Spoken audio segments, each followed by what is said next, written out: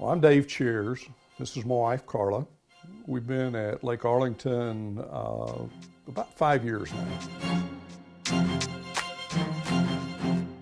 We're working with a group of deaf Nepali refugees at Ladera Palms Apartments in Fort Worth. It's a refugee complex of refugees from all over the world. There are about 12 different countries represented, about 1,000 refugees living there.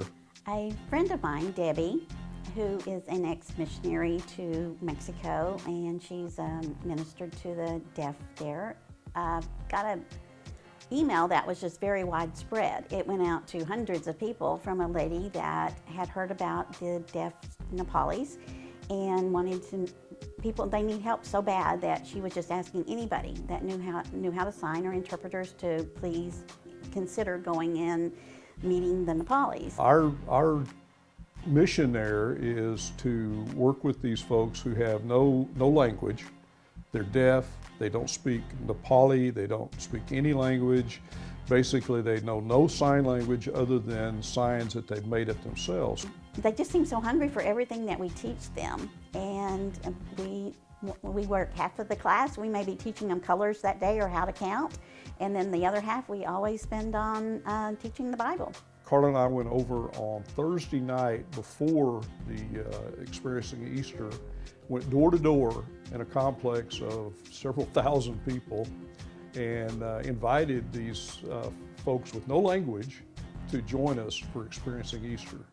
They were so excited about seeing pictures of Jesus, and they immediately would, talk about the blood and the cross, and they loved it. As we're going through the experiencing Easter, the exciting thing was that they all recognized pictures of Jesus. And they would go up and they would look at it and they would do the sign for Jesus.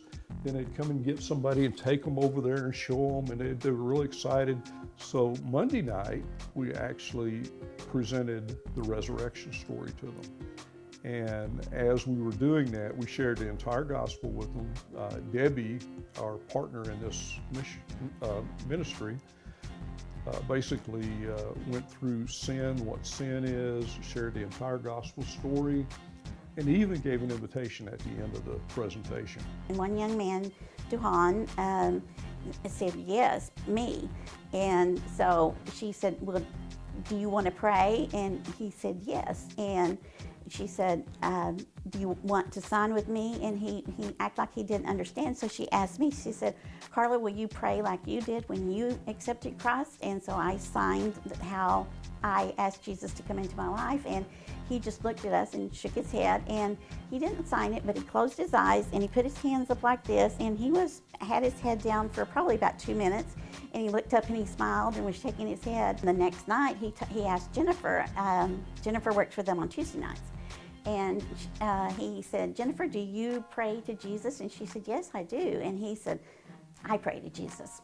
It's just so great to sit there with them and to teach them and have them understand, even in whatever limited sense right now. We're hoping that it'll get greater and greater, that all these things happened, and Jesus was born, and Jesus was a man, and Jesus loved them, and that I think they're so impressed that somebody really loved them. I never realized that there could be a full-blown foreign mission field 5 miles from my house.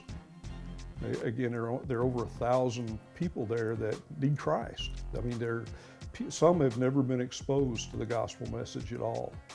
So it's given me a new appreciation of how I can be used even on a local level.